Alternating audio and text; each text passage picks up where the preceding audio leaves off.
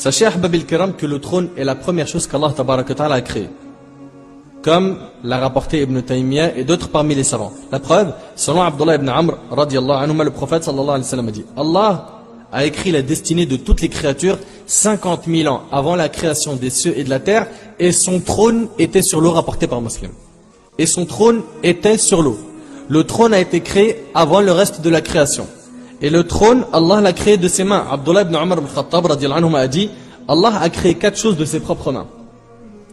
Adam, le trône, al-Arsh, al-Qalam, la plume, al-Jannah, le paradis. Le reste de la création, il l'a créé en disant soit, puis elle devient. Et ça, c'est rapporté par Al-Ajuri dans Sharia, Ad-Darimi et d'autres parmi les savants. Sachez, Ahbab al-Kiram, que le trône est immense. Notre prophète alayhi salatu wasalam l'a décrit. Dans un hadith rapporté par Abu Daoud, le prophète alayhi salatu wasalam a interrogé les compagnons et il leur a dit: connaissez-vous, savez-vous la distance qu'il y a entre la terre et le premier ciel? Et ce n'est pas le ciel que tu vois ici-bas maintenant, hein? Quand tu te lèves, tu vois des nuages. Non, non, non. C'est bien plus loin que cela. Cela te dépasse. On parle que du premier ciel. Connaissez-vous la distance entre la terre et le premier ciel? Eh bien, ils ont dit Allahu wa rasuluhu a'lam. Ils ont dit on ne connaît pas, Allah et son messager savent. Ou bien Allahu a'lam.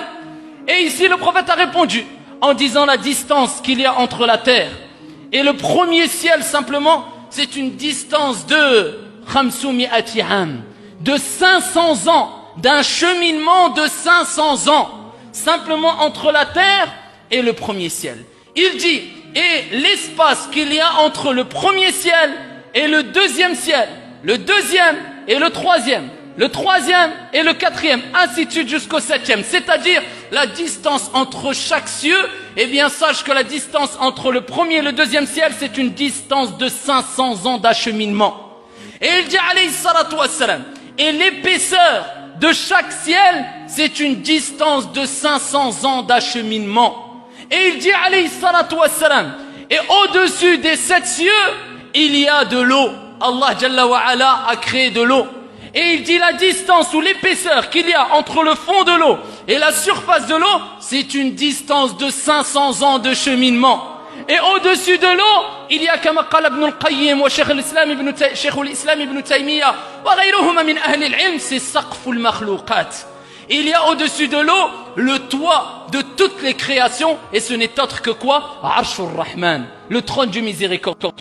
Donc on voit ici que le trône est une créature immense. Immense. Il y a d'autres hadiths qui nous décrivent le trône d'Allah Tabaraka Ta'ala. Selon Abu Dhar, radiallahu anhu, le prophète sallallahu alayhi wa sallam a dit: les 7 cieux comparés au kursi, vous savez ce que c'est le kursi? C'est le siège. Les 7 cieux comparés au kursi ne sont que comme un anneau de fer jeté dans un désert.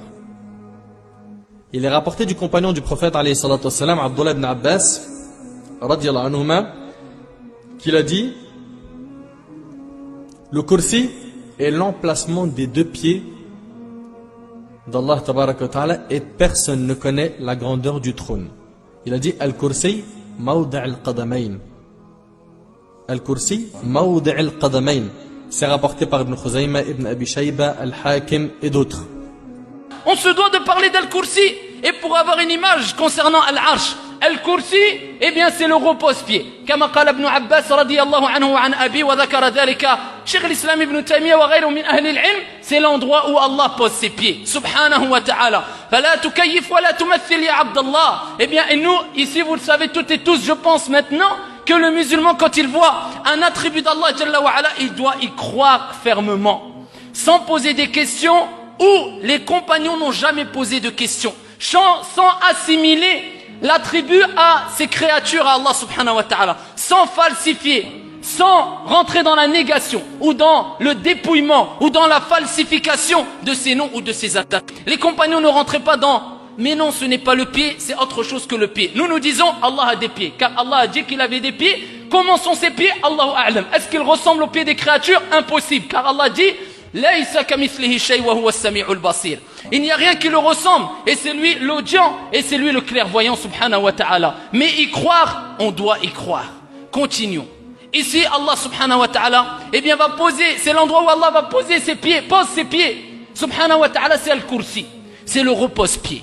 Et on connaît tous Ayatul Kursi. Et Al-Kursi, Allah, quand il parle de Al-Kursi dans le Coran, il dit wa kursiyuhu samawati wal ard. Subhanahu wa ta'ala. Vous avez vu toutes les distances qu'on a citées?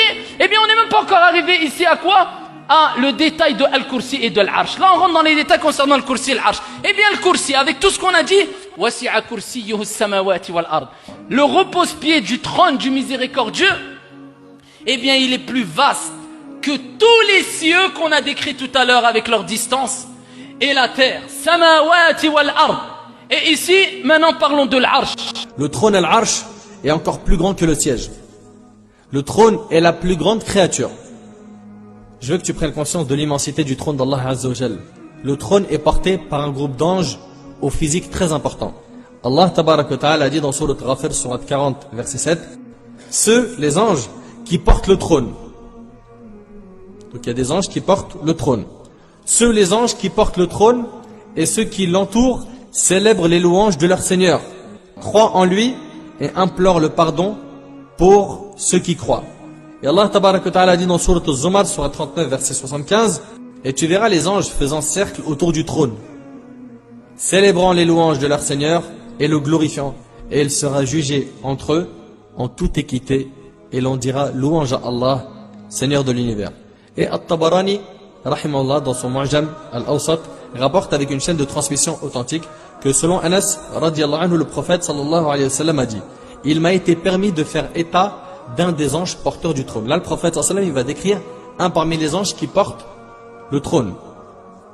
Ses pieds, à cet ange-là, sont en bas de la terre et le trône sur sa corne.